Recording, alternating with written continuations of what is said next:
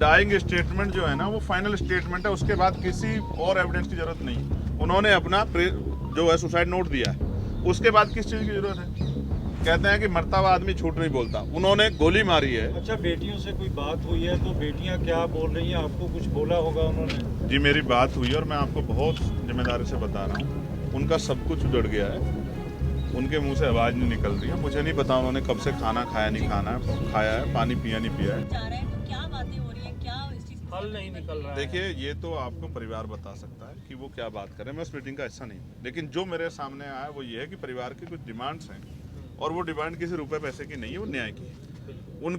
उनकी ये डिमांड्स है कि भाई उनको न्याय मिलना चाहिए और उसके लिए जब तक वो लोग पोस्ट पर बैठे हैं जिनके खिलाफ एफआईआर हुई है, जब तक वो उस पोस्ट पर बैठे हैं तो वो उसका मिसयूज करेंगे, इसलिए उनको पोस्ट से हटाना ही पड़ेगा। चंद्रशेखर जी, मैं ये नहीं चाहता कोई निर्दोष जेल जाए, मैं आपके सामने कह रहा हूँ, लेकिन कोई दोषी बचना नहीं चाहिए।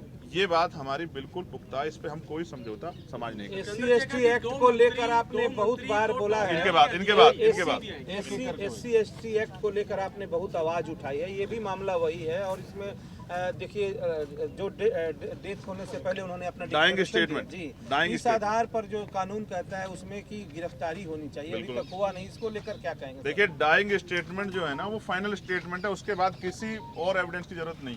उन्होंने अपना जो है सुसाइड नोट दिया है, उसके बाद किस चीज़ की जरूरत है? कहते हैं कि मरता हुआ आदमी झूठ नहीं बोलता। उन्होंने गोली मारी है, उन्होंने 7 या 8 पेज का 9 पेज का उन्होंने डाइंग स्टेटमेंट दिया, उसमें सब चीज़ें लिखी हैं और कास्ट डिस्क्रिमिनेशन का जिक्र। फिर SC/ST एक्ट क्यों नहीं लगा? रोज जो चर्चा होती है कि इसका दुरुपयोग हो रहा है, यहाँ तो सामने है, पुख्ता तो भी नहीं होता, वो होता है जो सरकार चाहती है।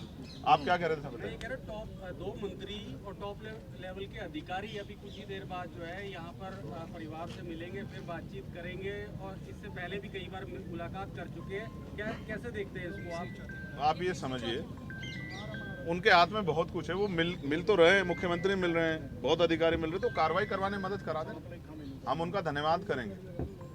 हालांकि उनके कर्म ऐसे नहीं, लेकिन फिर भी सरकार का हम लोग धन्यवाद करेंगे अगर वो फेयर कार्रवाई कराते। और अगर फेयर कार्रवाई नहीं करवाते तो फिर आप समझिए कि कहाँ न्याय तो गरीबों से दलितों से तो बहुत दूर है न्याय।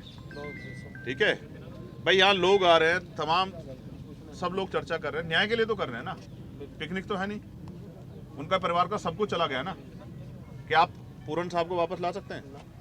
अगर सरकार पूरन साहब को वापस ले, भाजपा नेताओं का ये भी डर आ रहा है कि अब मामले का राजनीतिकरण हो रहा है। नेता आ रहे हैं बार-बार, तो राजनीति तो ये दोनों नेता राजनीति करने आ रहे हैं जो मेरे पास आएंगे। आपने तो भी बताया ना, बिल्कुल या पिकनिक मनाने आ रहे हैं? क्यों आ रहे हैं? राजनीति करने। अच्छा, बेटियों से कोई बात हुई है तो बेटियां क्या बोल रही हैं? आपको कुछ बोला होगा उन्होंने? जी मेरी बात हुई है और मैं आपको बहुत जिम्मेदारी से बता रहा हूँ, उनका सब कुछ उजड़ गया है। उनके मुंह से आवाज़ नहीं निकल रही है। मुझे नहीं पता उन्होंने कब से खाना खाया नहीं खाया है, पानी पिया नहीं पिया है।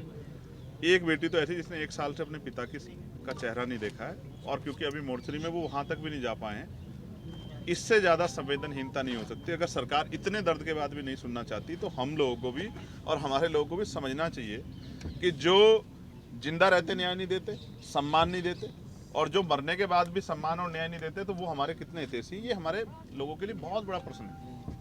ये उनके सामने एक बहुत बड़ा चैलेंज है और सोचने समझने की रोटी खाते हैं। अब भी नहीं समझेंगे तो कब समझेंगे? जब एक ADGP लेवल के अधिकारी को और उनकी जो है, अब जो उनकी पत्नी है, जो IAS लेवल के अधिकारी हैं, जिनका पूरा जो है, जो यहाँ थी भी नहीं, जापान थी मुख्यमंत्री के साथ उस समय सरकारी काम से, तो आप समझो जब उनको न्याय नहीं मिल रहा है तो गाँव में जो मोली जैसे गाँव में रहने वाले क्या दलित समाज किसी व्यक्ति को जिसको मारा पीटा जा रहा है, इसके बाद उसको न्याय मिल सकता है क्या? शर्म आनी चाहिए सरकार।